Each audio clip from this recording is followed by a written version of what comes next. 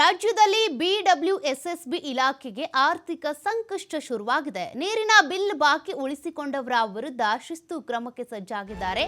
ಬಾಕಿ ಬಿಲ್ ಅನ್ನ ಪಾವತಿ ಮಾಡಿ ಅಂತ ಆರ್ಥಿಕ ಇಲಾಖೆಗೆ ಪತ್ರ ಬರೆದಿದೆ ಬಿಡಬ್ಲ್ಯೂಎಸ್ಎಸ್ಬಿ. ಪತ್ರಕ್ಕೆ ಉತ್ತರ ನೀಡದಿದ್ರೆ ಕಾನೂನಿನ ಪ್ರಕಾರ ಬಡ್ಡಿ ವಸೂಲಿ ಮಾಡುವಂತ ಎಚ್ಚರಿಕೆಯನ್ನ ಕೂಡ ಕೊಡಲಾಗಿದೆ. ಬಾಕಿ ಉಳಿಸಿಕೊಂಡಿರುವಂತ ಸರ್ಕಾರಿ ಇಲಾಖೆಗಳ ಪಟ್ಟಿಯನ್ನ ಸಿದ್ಧಪಡಿಸಿದೆ ಈ ಬಿಡಬ್ಲ್ಯೂಎಸ್ಎಸ್ಬಿ. ಪತ್ರವನ್ನ ಬರೆದಿದ್ದಾರೆ. ಎಷ್ಟು ಬಾಕಿ ಉಳಿಸಿಕೊಂಡಿದ್ರು ಆ ಬಿಲ್ ಅನ್ನ ಪಾವತಿ ಮಾಡಿ, ಇಲ್ಲದಿದ್ರೆ ಬಡ್ಡಿ ಸಮೇತ ವಸೂಲಿ ಮಾಡ್ತೀವಿ ಅಂತ ಕೂಡ ಎಚ್ಚರಿಕೆ ಕೊಟ್ಟಿದ್ದಾರೆ. ಬಿಬಿಎಂಪಿಯಿಂದ 1,92,00,000 ಬಾಕಿ ಇದೆಯಂತೆ. ಇನ್ನು ಶಿಕ್ಷಣ ಇಲಾಖೆಯಿಂದ 38 ಲಕ್ಷ ರೂಪಾಯಿ ಬಿಲ್ ಬಾಕಿ ಇದೆ. ತೋಟಗಾರಿಕೆ ಇಲಾಖೆಯಿಂದ 47 ಲಕ್ಷ ಬಾಕಿ ಉಳಿಸಿಕೊಂಡಿದ್ದಾರೆ. ಇನ್ನು ಮಾರ್ಕೆಟ್ ಇರ್ಬೋದು, ಸಾರ್ವಜನಿಕ ಶೌಚಾಲಯ, ಸ್ವಿಮ್ಮಿಂಗ್ ಪೂಲ್, ಗ್ಯಾರೇಜ್ ಸೇರಿದಂತೆ ಬಿಬಿಎಂಪಿಯಿಂದ ಒಟ್ಟು 23 ಕೋಟಿ ಬಿಲ್ ಬಾಕಿ ಇದೆ. ಇದನ್ನು ಪಾವತಿ ಮಾಡೋದು ಯಾವಾಗ ನೀವು? ಬಿಡಬ್ಲ್ಯೂಎಸ್ಎಸ್ಬಿ ಪ್ರಶ್ನೆ ಮಾಡಿದೆ. ಕೇಂದ್ರ ಸರ್ಕಾರದಿಂದ ಒಟ್ಟು 26 ಕೋಟಿ ನೀರಿನ ಬಿಲ್ ಬಾಕಿ ಉಳ್ಕೊಂಡಿದೆ. ಕೇಂದ್ರ ಮತ್ತು ರಾಜ್ಯ ಸರ್ಕಾರದ ಅಂಗಸಂಸ್ಥೆಗಳಿಂದ ಒಟ್ಟು 170 ಕೋಟಿ ಬಿಲ್ ಬಾಕಿ ಉಳ್ಕೊಂಡಿದೆ. ಇದೆಲ್ಲವನ್ನ ಕೂಡ ನೀವು ಪಾವತಿ ಮಾಡಬೇಕು.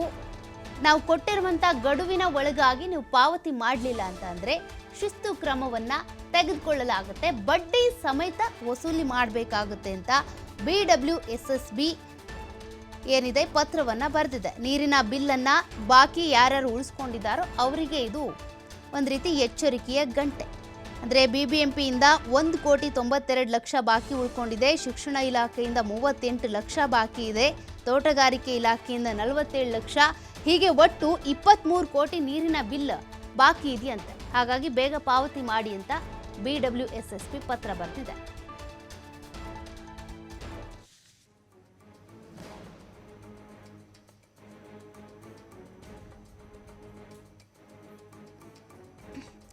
ನೋಡಿ, ಈಗಾಗಲೇ ಬಿಡಬ್ಲ್ಯೂಎಸ್ಎಸ್ಬಿ ಬರೆದಿರುವಂಥ ಪತ್ರಕ್ಕೆ ಸ್ಪಂದಿಸದೇ ಇದ್ರೆ, ಪ್ರತಿಕ್ರಿಯೆ ಸಿಗದೇ ಇದ್ರೆ ನಾವು ಬಡ್ಡಿ ಸಮೇತ ಇದೆಲ್ಲ ಬಿಲ್ಲನ್ನು ಕೂಡ ಪಾವತಿ ಮಾಡಿಸ್ಕೊಳ್ತೀವಿ ಅಂತ ಕೂಡ ಎಚ್ಚರಿಕೆಯನ್ನು ಕೊಡಲಾಗಿದೆ. ಕೇಂದ್ರ ಹಾಗೂ ರಾಜ್ಯ ಸರ್ಕಾರ ಸೇರಿದಂತೆ ಒಟ್ಟು 26 ಕೋಟಿ ನೀರಿನ ಬಿಲ್ ಬಾಕಿ ಉಳ್ಕೊಂಡಿದೆಯಂತೆ. ಯಾವಾಗ ಪಾವತಿ ಮಾಡ್ತೀರಿ ಅಂತ ಪ್ರಶ್ನೆ ಮಾಡಿದ್ದಾರೆ. ಮತ್ತಷ್ಟು ಮಾಹಿತಿ ಕೊಡ್ತಾ ಹೋಗ್ತಾರೆ ಪ್ರತಿನಿಧಿ ಗಣೇಶ್. ಈಗಾಗಲೇ ಬಿಡಬ್ಲ್ಯೂಎಸ್ಎಸ್ಬಿ ಒಂದು ಪತ್ರವನ್ನ ಬರೆದಿದೆ. ಅದರ ಪ್ರಕಾರ ಕೇಂದ್ರ ಸರ್ಕಾರ, ರಾಜ್ಯ ಸರ್ಕಾರ ಸೇರಿದಂತೆ ಒಟ್ಟು 26 ಕೋಟಿ ನೀರಿನ ಬಿಲ್ ಬಾಕಿ ಉಳ್ಕೊಂಡಿದೆ. ಯಾವಾಗ ಪಾವತಿ ಮಾಡಬೇಕು ಅಂತ ಗಡುವು ಕೊಟ್ಟಿದ್ದಾರೆ.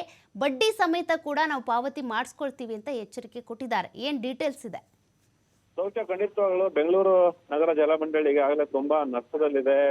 ನೌಕರರಿಗೆ ಸಂಬಳವನ್ನು ಕೊಡಲಾಗದ ಪರಿಸ್ಥಿತಿಯಲ್ಲಿ ಆರ್ಥಿಕ ನಷ್ಟಕ್ಕೆ ಸಿಲುಕೊಂಡಿರೋದು. ನಾನಾ ಕಾರಣಗಳಿಂದ ಅಂತಂದ್ರೆ ಕಾವೇರಿ ಯೋಜನೆ ಅಂತ ಬೇರೆ ಬೇರೆ ಖರ್ಚು ವೆಚ್ಚಗಳು ಮಿತಿಮೀರಿ ಇರುವಂತಹ ಹಿನ್ನೆಲೆಯಲ್ಲಿ ನೀರಿನ ದರವನ್ನ ಏರಿಕೆ ಮಾಡಲೇಬೇಕು ಅನ್ನುವಂತಹ ಒಂದು ವಿಷಯವನ್ನ ಮುಂದಿಟ್ಕೊಂಡು ಶಾಸಕರಿಗೆ ಪತ್ರವನ್ನ ಬರೆದು ಅಭಿಪ್ರಾಯವನ್ನು ಸಂಗ್ರಹಿಸಿದ. ಅದ್ರ ಮಧ್ಯದಲ್ಲೇ ಬಿಬಿಎಂಪಿ ಕಾವೇರಿ ನೀರುಗಳನ್ನ ಬಳಸ್ಕೊಂಡು ಅದನ್ನ ಬಿಲ್ ಅನ್ನ ಪಾವತಿ ಮಾಡದೇ ಇರುವಂತಹ ಸರ್ಕಾರಿ ಸಂಸ್ಥೆಗಳಿಂದಲೇ ಸುಮಾರು ಕಳೆದ 10 ವರ್ಷಗಳಿಂದ 220 ಕೋಟಿ ಅಷ್ಟು ಬರಬೇಕಾಗಿರುವಂತದ್ದು. ಅಂದ್ರೆ ವರ್ಷಕ್ಕೆ ಸುಮಾರು 100ಕ್ಕೂ ಹೆಚ್ಚು ಕೋಟಿಗಳ ವಹಿವಾಟು ಆಗುತ್ತೆ. ಅಂತಹ ಸಂದರ್ಭದಲ್ಲಿ ಬೇರೆ ಬೇರೆ ಸರ್ಕಾರಿ ಸ್ವಾಮ್ಯ, ಕೇಂದ್ರ ಮತ್ತು ರಾಜ್ಯ ಸರ್ಕಾರದ ಸ್ವಾಮ್ಯದ ಅಧೀನದಲ್ಲಿರುವಂತಹ ಸಂಸ್ಥೆಗಳಾಗಿರೋದು ಅಥವಾ ಸರ್ಕಾರದ ಕಚೇರಿಗಳಲ್ಲಿ ಬಳಕೆ ಆಗುವಂತಹ ಕಾವೇರಿ ನೀರಿನ ಬಿಲ್ ಈಗ ಬಾಕಿ ಇರುವಂತದ್ದು ತೀವ್ರ ಚರ್ಚೆ ಆಗುವಂತದ್ದು. ಈ ಸಂಬಂಧ ಈಗಾಗಲೇ ಹಣಕಾಸು ಇಲಾಖೆ, ಕೇಂದ್ರ ಹಣಕಾಸು ಇಲಾಖೆ ಹಾಗೆ ರಾಜ್ಯ ಹಣಕಾಸು ಇಲಾಖೆ ಕೂಡ ಬಿಡಬ್ಲ್ಯೂಎಸ್ಎಸ್ಬಿ ಚೇರ್ಮನ್ ಅವರು ಕೂಡ ಲೆಟರ್ ಅನ್ನ ಬರೆದಿದ್ದಾರೆ. ಮುಖ್ಯವಾಗಿ ಏನಂತಂದ್ರೆ, ನಮಗೆ ಬರ್ಬೇಕಂತ ಬಾಕಿ ಹಣವನ್ನ